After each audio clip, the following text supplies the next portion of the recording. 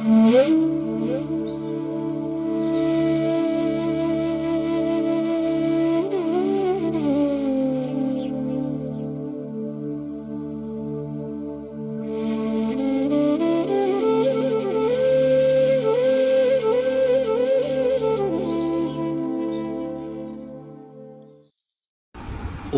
জননীং শারদাং দেবীং রামকৃষ্ণং জগদ্গুরুং পাদপদ্মে তয়ো শ্রিত্বা প্রণমামি মুহুর্মুহুঃ। দেবী প্রপন্নার্তে হরে প্রসীদ প্রসীদ মাতর্জগত অখিলস্য প্রসীদ বিশ্বশ্বরি পাহি বিশ্বং তমিশ্বরী দেবী চরাচরস্য। নমস্কার। আজ দুর্গাপূজার মহাষষ্ঠী, তাই মহাষষ্ঠীর এই পুণ্য লগ্নে আমরা মা দুর্গার চরণে ভুলুণ্ঠিত প্রণাম জানাই। ঠাকুর মা স্বামীজিকে প্রণাম জানিয়ে আপনাদের সকলকে প্রণাম জানাই। আজকে সেই বহু কাঙ্ক্ষিত দিন, আমরা রামকৃষ্ণ সোসাইটি অনাথ ভাণ্ডারের শিশুদের নিয়ে পূজা পরিক্রমায় বেরোবো আর কিছুক্ষণ পরেই, এবং সারা দিন ওদেরকে একটু আনন্দ দেওয়া, একটু ফুচকা খাওয়ানো, একটু কোল্ড ড্রিঙ্কস, একটু আইসক্রিম, একটু বিরিয়ানি খাওয়ানো, ওদের একটু উপহার দেয়া, এইটি নিয়েই আজকের আমাদের সেবা অর্ঘ্য, সেবা পূজা। এবং গতকাল আমরা বিশেষ চাহিদা সম্পন্ন, অর্থাৎ যারা মানসিকভাবে একটু পিছিয়ে পড়া, তাদেরও কয়েকজনের হাতে চাউমিন, ডিম এবং অন্যান্য প্রয়োজনীয় দ্রব্য তুলে আসতে পেরেছি। অর্থাৎ এই দুর্গাপূজার যে মহাপূজা, সেখানে আমরা এই সেবার মাধ্যমে এই দুর্গাপূজাকে উদযাপন করছি, এবং সেটি আমাদের হৃদয়ে একটা অন্য বার্তা এনে দিচ্ছে। বারবার আমরা উপলব্ধি করছি কত দূর দূর থেকে মানুষ এসে এই সেবা পূজায় অংশগ্রহণ করছেন। আপনাদের বলতে কোনো দ্বিধা নেই, আমার বাড়িতে যিনি কাজের পরিচারিকা, অর্থাৎ নিত্যদিন বাসন মাজেন, তিনিও আজকের এই দুর্গাপূজার মহাষষ্ঠীতে উদ্দীপিত হয়ে শুনে আমার মায়ের হাতে তার রোজগারের থেকে কিছু অর্থ দিয়ে গেছেন বাচ্চাদের লজেন্স খাওয়ানোর জন্য। স্বামীজি তো এটিই চেয়েছিলেন, প্রত্যেকে আমরা পরের তরে এবং সকলের তরে সকলে আমরা। এই যে বাড়ির কাজের পরিচারিকা, তিনি বাসন মাজেন বাড়ি বাড়ি, কিন্তু তবু তিনি এগিয়ে এসেছেন। তিনি রামকৃষ্ণ মঠ মিশনে যাতায়াত করেন, কাসুন্দিয়া রামকৃষ্ণ মিশনে নিয়মিত যান, এবং আমাকে ভাই বলে তিনি ডাকেন, রাখি পড়ান। এই সব কিছুর ঊর্ধ্বে গিয়ে তিনি আজকে যে মানবতার পূজা করলেন, যেই তার সেবা তিনি তুলে দিলেন এই বাচ্চা ছেলেদের জন্য, সেটি ঠাকুর মা স্বামীজির অক্লান্ত আশীর্বাদ, এবং আমারও চোখ দিয়ে যেন জল ঝরে পড়ছে যে মানুষ কতটা আন্তরিক হলে, কতটা ভালোবাসলে ঠাকুর মাকে, যেই সাক্ষাৎ নর মধ্যে নারায়ণকে সে প্রত্যক্ষ করে। তাকে আমরা রেখাদি বলেই ডাকি, তাই সেই দিদিকেও আমার শ্রদ্ধা। আপনারা সকলে তার জন্যে প্রার্থনা করবেন। আমরা আজকে দুর্গাপূজার মহাষষ্ঠীতে রয়েছি। আমরা জানি যে শরৎকালে দেবীর আবির্ভাবের পরেই ত্রেতা যুগে ভগবান শ্রীরামচন্দ্র শরৎকালীন উপাসনার মাধ্যমে দেবীর শারদীয়া পূজাকে জগতে সুপ্রতিষ্ঠিত করেন। মূল বাল্মীকি রামায়ণে এই কাহিনী নেই, কিন্তু কৃত্তিবাসী রামায়ণে আছে। কৃত্তিবাসের কাহিনীর ভিত্তি তিনটি পুরাণে আমরা পাচ্ছি: মহাভাগবত পুরাণ, কালিকা পুরাণ এবং দেবী ভাগবত। এবং এই পুরাণগুলোর মধ্যে বর্ণনার অনেক অমিল থাকা সত্ত্বেও এই একটা ব্যাপারে সকলে একমত যে রামচন্দ্র রাবণ বধের জন্য অকালে বা শরৎকালে দুর্গাপূজা করেছিলেন।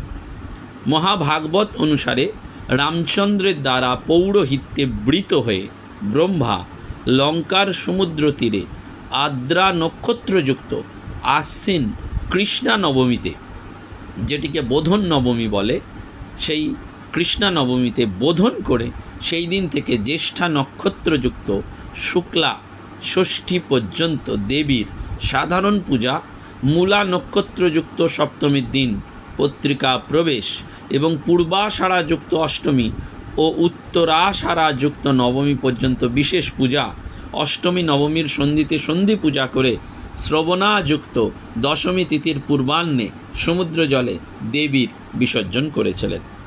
নবমীতে রাবণ বধ এবং দশমীতে বিজয় উৎসব হয়েছিল।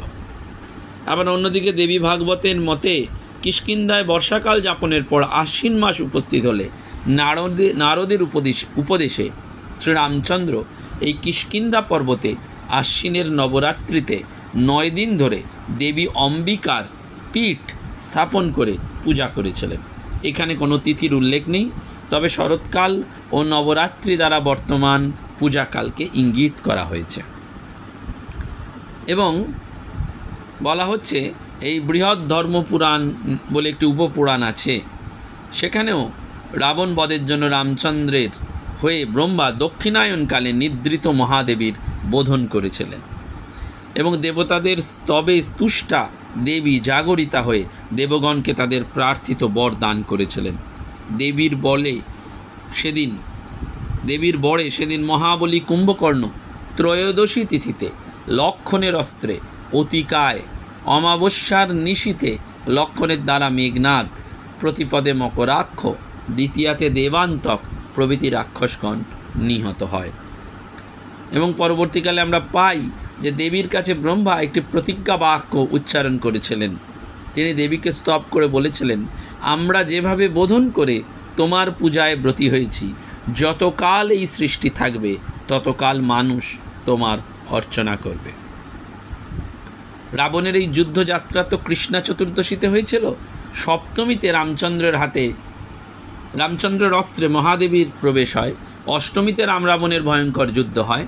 অষ্টমী নবমীর সন্ধিক্ষণে রাবণের 10 মুণ্ড ছিন্ন হলেও তার মৃত্যু হয়নি, সেগুলোকে আবার জুড়ে বারবার জীবিত করা হয়। অবশেষে নবমীর অপরাহ্নে রাবণ বধ হয়, আর দশমীতে রামচন্দ্র বিজয় উৎসব করেছিলেন। রামচন্দ্রের এই দুর্গোৎসব স্মরণ করেই কিন্তু আজও আমাদের এই শারদীয়া মহাপূজা। এবং শ্রী শ্রী চণ্ডীতে দেবীর বাক্যে যে মহাপূজা কথাটি ব্যবহার করা হয়েছে সেটিও আলোচনার বিষয়। শারদীয়া দুর্গাপূজার সর্বপ্রথম কৃত্যটি হচ্ছে কল্পারম্ভ। কল্পারম্ভ মানে যে কল্পে দেবীর পুজো হবে সেটা নির্ণয় করে সংকল্প করা। দুর্গাপুজোয় নানান পদ্ধতি আছে, নানান বিধি আছে। শারদীয়া দুর্গাপূজা যেভাবে অনুষ্ঠিত হয় তার মধ্যে কল্প নির্ণয় করা একটা গুরুত্বপূর্ণ স্থান অধিকার করা হয়েছে। এবং এই শরৎকালীন দুর্গাপূজা মহাপূজা, কারণ বহুদিন ব্যাপী বহু উপচার সাপেক্ষে এবং 4টি অসাধারণ অঙ্গ বিশিষ্ট নিয়ে এই পূজা হয়। মহাপূজার 4টি অঙ্গ হচ্ছে স্নান, পূজা, বলি ও হোম। এবং এই 4টি অঙ্গের কোনো একটির অভাব হলে তাকে মহাপূজা বলা যাবে না।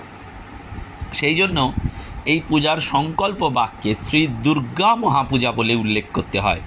এবং এই সংকল্প করে কোনো একটি অঙ্গের আচরণ না করলে সংকল্প ভঙ্গজনিত অপরাধ হয়। তার মানে এই কল্প নির্ধারণ সেটি যেমন গুরুত্বপূর্ণ, তেমনি এই মহাপূজাটাও কিন্তু অত্যন্ত, এই যে 4টি ক্রম বা অঙ্গ স্নান, পূজা, বলি এবং হোম, সেটিও একান্তভাবে গুরুত্বপূর্ণ। এবং যেহেতু দুর্গাপূজা বহুদিন সাধ্য, তাই কোন তিথি থেকে কোন তিথি পর্যন্ত পুজো হবে সেটা নির্দিষ্টভাবে বেঁধে দেওয়ার নামই হচ্ছে কল্প। শারদীয়া পূজার 7টি কল্প রয়েছে: নবম মেয়াদি কল্প, প্রতিপদাদি কল্প, ষষ্ঠাদি কল্প, সপ্তমাদি কল্প, অষ্টমাদি কল্প, অষ্টমী কল্প এবং নবমী কল্প। এই যে ষষ্ঠাদি কল্প আশ্বিন মাসের শুক্লপক্ষের ষষ্ঠীতে আরম্ভ করে নবমী পর্যন্ত যে পূজা, তারই নাম ষষ্ঠাদি কল্প। এই পূজায় ষষ্ঠীর পূর্বাহ্নে কল্পারম্ভের সংকল্প ও পুজো করে ষষ্ঠীর সন্ধ্যায় বোধন করতে হয়। এবং এই কল্পটি অধিক প্রচলিত, সেই কারণে ষষ্ঠী থেকে নবমী পর্যন্ত পূজাই দুর্গা পূজা বলে সাধারণের মনে ধারণা। সাধারণভাবে ষষ্ঠীর সকালে কল্পারম্ভ এবং ষষ্ঠীর তিথিগত সন্ধ্যায় বোধন করা হয়। পরপর 2 দিন সন্ধ্যায় ষষ্ঠী থাকলে পরের দিন বোধন হবে। তবে যদি সন্ধেবেলায় ষষ্ঠী তিথি না থাকে তবে তার আগের সন্ধ্যায় যখন ষষ্ঠী তিথি রয়েছে তখন বোধন করতে হবে। অর্থাৎ এক্ষেত্রে কল্পারম্ভের পূর্বেই বোধন। বোধনের সঙ্গে দেবীর অধিবাস এবং আমন্ত্রণেরও পূজা করতে হয়। বোধন যদি পূর্ব সন্ধ্যায় হয় তবে সপ্তমী পুজোর আগের সন্ধ্যায়, ষষ্ঠী তিথি থাকুক বা না থাকুক, অধিবাস আমন্ত্রণের পুজো করতে হবে। এবং এই ক্রমটি হচ্ছে: ষষ্ঠীর পূর্বারম্ভে কল্পারম্ভ, সেদিন সন্ধ্যায় আমন্ত্রণ ও অধিবাসের পূর্বে বোধন। তবে ষষ্ঠীর তিথি অনুসারে বোধনটিও পূর্ব সন্ধ্যাতে হতে পারে। নবমেয়াদি কল্প, প্রতিপদাদি কল্প এবং ষষ্ঠাদি কল্প, এই তিনটি কল্পেই ষষ্ঠী পর্যন্ত ঘটে এবং সপ্তমী থেকে দশমী পর্যন্ত বিগ্রহে বা মৃন্ময়ী মূর্তিতে দেবীর পুজো করতে হয়। সপ্তমীতে দেবীর পুজোর আগেই পূর্বাহ্নে নবপত্রিকা প্রবেশ করানো হয়। দেবীর বিগ্রহ মাটি, ধাতু, পাষাণ ইত্যাদিতে গঠিত করে অথবা প্রতিষ্ঠিত বিগ্রহ, ঘট, জল, অস্ত্র এই সমস্ত আধারে মহাপূজা হতে পারে। তবে মৃন্ময়ী মূর্তি প্রশস্ত। মূর্তির অভাবে জলে, ঘটে, শালগ্রামে বা বানলিঙ্গে দুর্গাপূজার ব্যবস্থা রয়েছে। এবং এই কল্পারম্ভটি হচ্ছে মূল কর্তব্য, মহাপূজা। সেটিকে দৃঢ়ভাবে সংকল্প বা সম্পন্ন করার যে দৃঢ় ইচ্ছা, সংকল্প প্রকাশ। বিদ্বজ্জনেরা বলেন, কোনো বিষয়ে ঐকান্তিক ইচ্ছার উদ্রেক হলে এবং সেইটিকে যে করা অভিলাষ, সেটা কি হচ্ছে সংকল্প। দেবী দুর্গার ক্ষেত্রেও তাই। এবং কল্পারম্ভের অর্থ আনুষ্ঠানিক বিধি দ্বারা সংকল্পিত প্রধান বা পুজোর সংকল্প প্রকাশ। সেজন্য নবমেয়াদি কল্পে বোধনের আগে কল্পারম্ভের সংকল্প করতে হয়। আশ্বিনে মাসি কৃষ্ণপক্ষে নবম্যান্তিথোবারভ্য মহানবমী যাবৎ ইত্যাদি ইত্যাদি মন্ত্র করা হয়। দুর্গাপূজায় চণ্ডীপাঠ একটি অঙ্গ, তাই ষষ্ঠাদি কল্পারম্ভ হলে সাধারণত সেই দিন থেকে নবমী পর্যন্ত চণ্ডীপাঠের সংকল্প করা হয়। প্রথম বা দ্বিতীয় কল্পে যেমন প্রথা, সেই অনুসারে চণ্ডীপাঠের বিধি হয়। পুজোর কয়েকদিন সংক্ষেপে দেবী চণ্ডীর পুজো করে চণ্ডীপাঠ করার বিধান। সেজন্য পূজকের একার পক্ষে সম্ভব নয় বলে আর একজন যোগ্য ব্যক্তিকে নিয়োগ করা হয় চণ্ডী পাঠক রূপে। তিনিও এই কল্পারম্ভের পুজোর পর ওই ঘটের সামনেই চণ্ডীপাঠের সংকল্প করে দেবী চণ্ডীর পুজো এবং পাঠ আরম্ভ করেন। দেবতারা দেবী চণ্ডীকে স্তব করেন। তং বৈ বর্ষ দেবতা কালরূপা, তং বৈ মাসস্তং ঋতুস্বায়নে চ দে। অর্থাৎ আপনি কালরূপা দেবতা, আপনি বর্ষ, মাস, অয়নদয়। দুর্গাপূজায় তাই তিথি এবং নক্ষত্রের বড় ভূমিকা রয়েছে। পূজায় তিথির গুরুত্ব দেখানোর জন্য বিদ্যাপতি তার দুর্গা ভক্তি তরঙ্গিনীতে বলছেন যে তিথি হচ্ছে দেবতার শরীর। আমাদের রামকৃষ্ণ মঠ মিশনে স্বামী অনঙ্গ মহারাজ ছিলেন, অর্থাৎ স্বামী ওঙ্কারানন্দজি।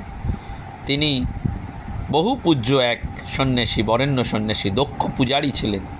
বেলুড় মঠে দুর্গাপূজাদির সাথে বহুদিন যুক্ত ছিলেন। শ্রী মায়ের মন্ত্রশিষ্য এবং মহাপুরুষ মহারাজের অত্যন্ত স্নেহধন্য অনঙ্গ মহারাজ পরবর্তীকালে রামকৃষ্ণ মঠ এবং মিশনের সহাধ্যক্ষ হন।